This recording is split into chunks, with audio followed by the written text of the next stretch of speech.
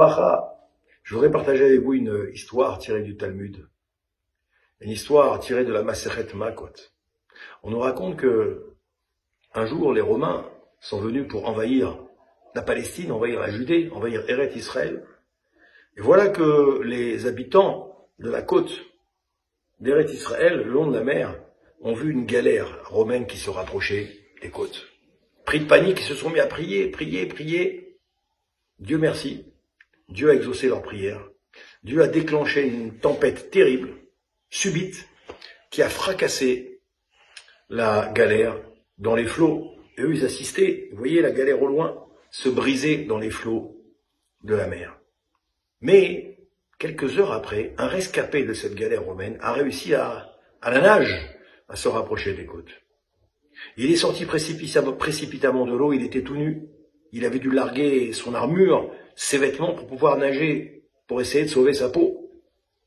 Dès qu'il est sorti sur la berge, il s'est précipité pour aller se réfugier derrière des rochers qui se trouvaient non loin. Et il s'est mis à gémir, à prier, à crier, de l'aide, de l'aide, de l'aide, aidez-moi, aidez-moi, je suis transi de froid, je vais mourir, je vais mourir. Les Bnei Israël qui se trouvaient non loin se sont rendus compte que c'était un rescapé de la galère romaine. Et ils ont retroussé les manches et ils se sont dit, on va aller lui faire la peau, on va le lyncher, on va le lyncher. Se trouvait non loin de ces rochers le grand maître, un des grands maîtres de la génération, Rabbi Eliezer ben Shammua, un Tana, un grand maître du Talmud. Il assistait à la scène, il s'est rapproché des rochers, il a entendu ce Romain qui gémissait, et il s'est rapproché de lui, et il a vu que ce Romain, effectivement, désemparé. Il disait, pitié, pitié, aidez-moi, je suis nu, je n'ai plus de vêtements, je suis affamé, je vais mourir.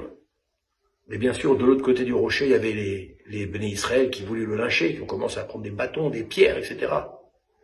Rabbi Eliezer ben Shammua s'est rapproché de ce Romain, a enlevé son manteau, a mis son manteau sur lui, et il lui a dit, maintenant viens avec moi. Viens avec moi. Et il a dit au Bnei Israël, ne touchez pas à ce Romain, j'en fais mon affaire, c'est moi qui m'en occupe. Écoutez bien ce qui s'est passé, nous raconte la Gemara. Rabbi Eliezer ben Shammua a pris ce Romain chez lui, il lui a donné de quoi se vêtir, il lui a donné de quoi manger, de quoi boire, de quoi se reposer. Une fois que ce moment était passé, il a dit à ce Romain, maintenant, reprends ton chemin, sauve-toi, rentre chez toi rapidement, si tu restes ici, tu vas te faire lyncher. Le Romain, bien entendu, une fois restauré, habillé, séché, etc., il a repris sa route et il est reparti. Fin de l'histoire. Mais la Gemara nous raconte que quelques années après, un nouvel empereur prend son pouvoir maintenant à Rome, et le premier décret que cet empereur va imposer, eh bien, il demande qu'on aille faire exécuter tous les Juifs qui se trouvaient en Judée particulièrement, et particulièrement sur la côte le long de la mer. Et il cite là-bas les villages qu'il fallait aller décimer en premier. Il lève pour cela ses armées les plus nombreuses, et l'expédition va commencer. Bien entendu, cette fois-ci, les Bnei Israël de cette région sont informés de ce décret. Et là, il se dit, cette fois-ci, nos prières ne suffiront pas. Nos prières ne suffiront pas. C'est pas une galère qui vient, c'est des dizaines. C'est des dizaines de milliers de Romains qui viennent, qui vont nous exterminer. Et là, qu'est-ce qu'ils font? Ils vont voir le grand rabbin, Rabbi Eliezer ben Shammua, et dire, Rav, faites quelque chose pour nous. On va tous mourir, exécutés par les Romains. Rabbi Eliezer ben Shammua réfléchit, il dit, réunissez des pièces d'or, des pièces d'argent, vos richesses, dans une boîte, donnez-les-moi. Je vais essayer d'aller les remettre à l'empereur pour lui montrer notre bonne volonté et notre souhait de pouvoir, d'une certaine manière, le servir. Les Bnei Israël s'exécutent, ils rassemblent très rapidement le peu de trésors, d'argent, d'or qu'ils avaient, ils mettent tout ça dans une caisse, dans une mallette, ils donnent ça à Rabbi Eliezer ben Shammua. Rabbi Eliezer ben Shammua voyage au péril de sa vie, et il se rend auprès de l'empereur de Rome. après des pérégrinations, je vous passe les détails du voyage, vous imaginez à cette époque-là, il arrive devant le palais, il demande à rentrer, bien sûr on ne le laisse pas, on voit ce mendiant, il devait être habillé comme un mendiant, comme ça, on ne le laisse pas rentrer. Il insiste, il dit, je suis venu spécialement pour voir votre empereur et lui remettre un cadeau de la part de tous les juifs, les Béné Israël de Judée. Alors on transmet le message à l'empereur dit de faire venir le personnage. Et là, écoutez mes chers amis, la Gemara raconte que Rabbi Elazar ben Shamoua est rentré dans le palais. Il a réussi à avancer jusqu'à la salle royale. On lui ouvre les portes de la salle royale où se trouve le trône avec l'empereur qui est là. Et Rabbi Elazar ben Shamoua rentre dans la salle. On raconte la Gemara, à peine rentre-t-il dans la salle que l'empereur le voit. L'empereur se lève et court vers lui. Il court vers lui, il s'agenouille devant Rabbi Elazar ben Shamoua. Rabbi Elazar ben Shamoua ne comprend pas. Il dit, Votre Majesté, je ne comprends pas, qu'est-ce qui se passe? L'empereur se relève, le regarde droit dans les yeux et lui dit, tu ne te souviens pas de moi, mon cher ami? Le Rav dit, non, je ne me souviens pas. Il lui dit, je suis le Romain à qui tu as donné ton manteau.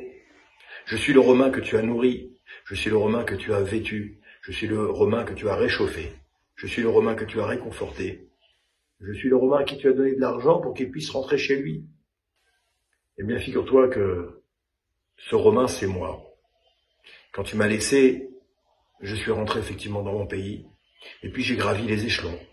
Je suis devenu lieutenant dans l'armée, puis colonel, puis lieutenant-colonel, puis général des armées. Je suis devenu enfin empereur de Rome. Alors demande-moi ce que tu veux, je l'exaucerai parce que j'ai une dette envers toi. Tu m'as sauvé la vie, j'ai une dette envers toi. Rabbi Elazar ben Shamoua dit à l'empereur, écoutez, votre majesté, je n'ai besoin de rien. Je suis venu pour vous demander une faveur. Je voudrais tout simplement, en échange de ce cadeau modeste que nous vous remettons au nom de tous les juifs de ma région, de Judée, je voudrais que vous annuliez le décret, d'extermination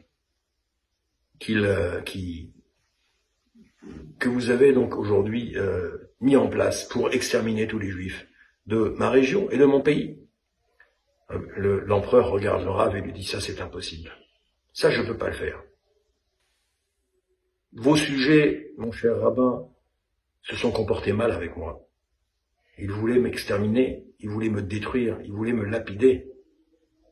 Donc je ne veux pas leur faire de cadeau. Ce décret, je ne pourrai pas l'annuler. Demandez-moi ce que vous voulez, mais pas l'annulation de ce décret. Et le Rav insiste, il dit, écoutez, votre majesté, je n'ai besoin de rien, j'ai tout ce qu'il faut, au Hachem dans la vie. Je vous demande une seule chose, faites-le pour moi, si vous ne faites pas ça pour eux, faites-le pour moi, annulez ce décret. L'empereur romain regarde le Rav et lui dit, j'accepte pour toi qui m'as sauvé la vie, j'accepte pour toi qui as eu de la pitié pour moi. L'empereur signe l'annulation du décret et demande à ses serviteurs de ramener les 7 plus beaux manteaux royaux, que l'empereur avait, et il les fait cadeau à Rabbi Elazar ben Shamoua. Il lui dit, voilà, ça c'est un modeste présent. De la même manière que tu m'as sauvé avec ton manteau, moi je te remets mes 7 plus beaux manteaux royaux. Fais-en bon usage, rentre chez toi en paix, j'annule le décret. Voilà mes chers amis, on peut voir la Akaratatov qu'il faut avoir, la reconnaissance qu'il faut avoir vis-à-vis de tout le monde, y compris des personnes qu'on ne connaît pas des fois. Et voilà l'histoire d'un bon juif qui va finalement sauver le clan Israël de l'extermination, tout simplement parce qu'il avait bénéficié d'une bonté d'un juif à un moment donné dans sa vie. Baracha et Hatzlacha. À très bientôt.